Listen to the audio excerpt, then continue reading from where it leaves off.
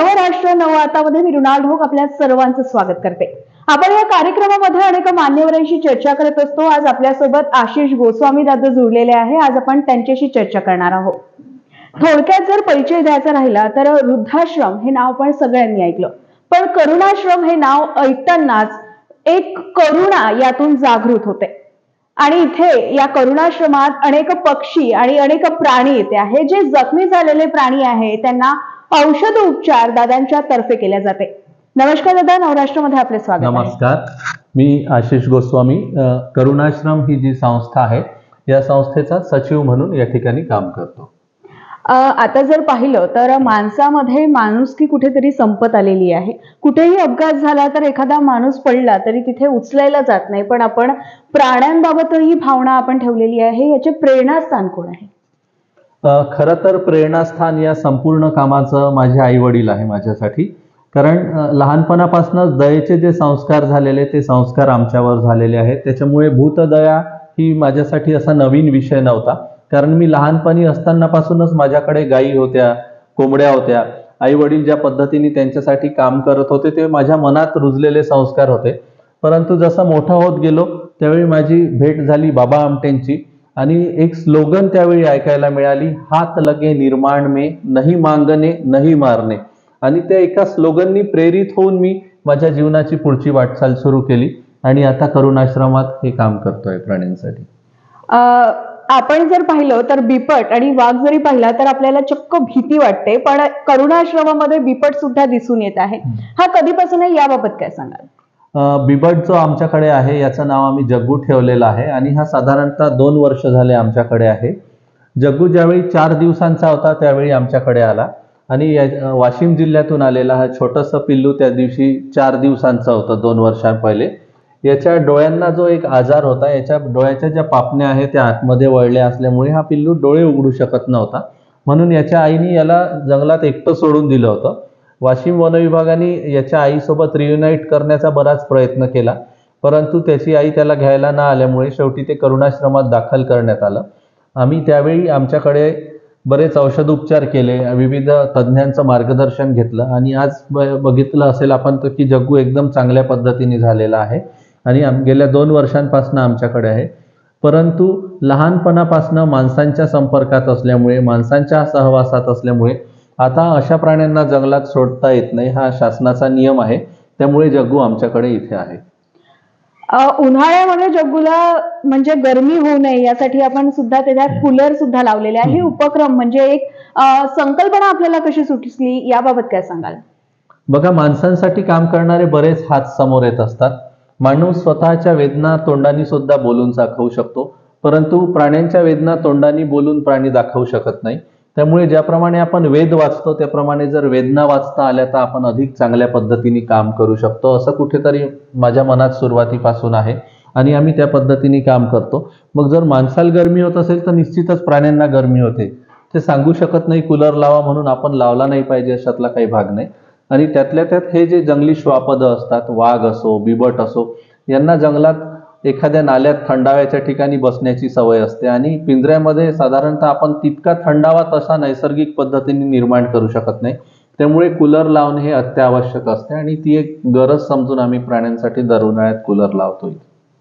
अस्वलीला सुद्धा कूलरची व्यवस्था करण्यात आली होती आणि बिबट्याला पण, जसं की जग्गू आपण त्याचं नाव ठेवलेलं आहे। मला सांगा, यांची जी पहिली प्रतिक्रिया होती म्हणजे त्यांचं ते कूलर लावल्यानंतर ते कसे आपले हावभाव होते, त्याबाबत काय सांगाल?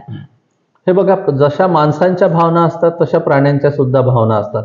ज्यावेळी त्यांना कुठल्याही गोष्टी कम्फर्ट फील होते ते नवख्या माणसाला तर कळणं जरा अवघड असते, पण जर प्राण्यांबद्दलचा आनंद असो, दुःख असो, त्यांच्या इतर भावना असो, प्राणी निश्चितच त्यांच्या बिहेवियर हालचालीमधून ते दर्शवत असतात। त्यांच्या डोळ्यांच्या हालचाली असो, त्यांच्या कानांच्या हालचाली असो, बिबट त्याची शेपटी आनंदाने हलवत असो, ह्या सगळ्या गोष्टींमधून लक्षात येते। त्याचप्रमाणे ज्यावेळी आम्ही कूलर लावला त्यांची जी निवांत झोप आहे, न फिरणे, रिलॅक्स होणे, ह्या सगळ्या बिहेवियर चेंजेस आम्हाला त्या ठिकाणी आढळून आले। आता करुणाश्रमामध्ये एकूण किती प्राणी आहेत किंवा किती पक्षी आहे, याबाबत काय सांगाल? हा कदाचित थोडा हसण्याचा मुद्दा सुद्धा असू शकतो, कारण आम्ही प्राण्यांना प्राणी समजत नाही जे आमच्या इथे आहेत। त्याच्यामुळे करुणाश्रमात असणारा मी सुद्धा एक प्राणी आहे. फक्त एकच आहे की मी 2 पायाचा प्राणी आहे, ते बिचारे 4 पायाचे प्राणी आहे. त्याच्यामुळे 4 पायाचे प्राणी आणि 2 पायाचे प्राणी आम्ही सगळे मिळून इथे राहतो. अशा सगळ्या प्राण्यांची आणि पक्ष्यांची जर संख्या घेतली तर 2 पायाचे कमी आहे, म्हणजे आम्ही काम केअर करणारे किमान 10 लोक आहोत. त्याच्या व्यतिरिक्त आमच्याकडे जे इथे करुणाश्रम 2 विभागात बेसिकली डिवाइड केलेला आहे.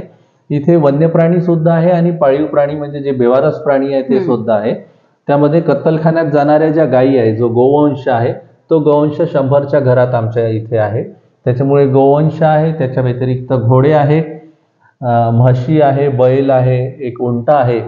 हा जो भाग आहे हा एक पाळीव प्राण्यांचा भाग आहे.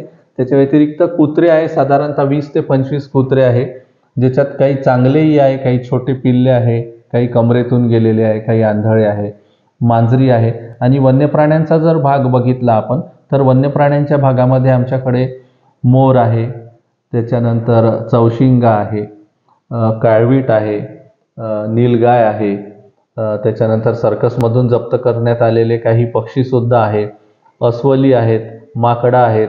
जे रोड ॲक्सिडेंटमध्ये बऱ्याच प्रमाणात माकडं येतात. आज सकाळी सुद्धा एक माकड दाखल झालेला आहे. ती माकडीण आहे आणि तिच्या पोटाशी पिल्लू घेऊन जात असताना असंख्य कुत्र्यांनी तिचे लचके तोडून काढले, पण पिल्लू वाचवायसाठी तिने पोटाजवळ पिल्लू घेतलं. स्वतः कुत्र्यांनी तोडू दिलं, पण त्या पिल्ल्याला काही नाही होऊ दिलं.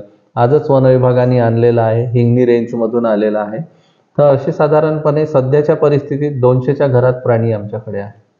आता दादांनी जशी माकडाची गोष्ट केली तर मला आठवतं एक छोटंसं माकड, त्यांनी आपल्या आईला एका अपघातामध्ये त्याच्या आईचा मृत्यू झाला होता आणि दादांनी तेव्हा संकल्पना म्हणजे त्यांना एक कल्पना आली की माकड आता ते दूधही पेत नाहीये, तर आपण त्याला काहीतरी करून वाचवायला हवं.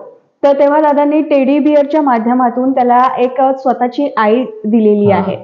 तर आता ते माकड खूप मोठं जरी झालं असेल तर ही संकल्पना जी आहे नवनवीन आपल्याला सुचत आहे, याबाबत काय सांगाल? हे बघा, ज्याप्रमाणे आपले मुलं जरी असले ते रोज एका खेळण्यासोबत बोर होऊन जातात किंवा एकुलता एकपणा, एकटेपणा माणसाला सुद्धा जाणवतो. त्याच्यामुळे वाईल्ड लाईफमध्ये जे केअर करत असतो, इनरिचमेंट नावाचा एक पार्ट असतो की प्राणी जर पिंजऱ्यात आहे, त्यातल्या त्यात तो जखमी आहे, त्यातल्या त्यात दुःखी आहे, तर त्याच्या दुःख आणि त्याचा जखमीपणा विसरून काहीतरी नाविन्यपूर्ण जर आपण त्याला देऊ शकलो तर तो स्वतःचं दुःख विसरून थोडा आनंदाच्या दुनियेत जगण्याचा प्रयत्न करतो. ते पिल्लू जर त्याच्या आईपासून दुरावलेलं आहे, मी जर त्याला बॉटलने दूध पाजलं त्याला ती दूध प्यायला मजा येणार नाही.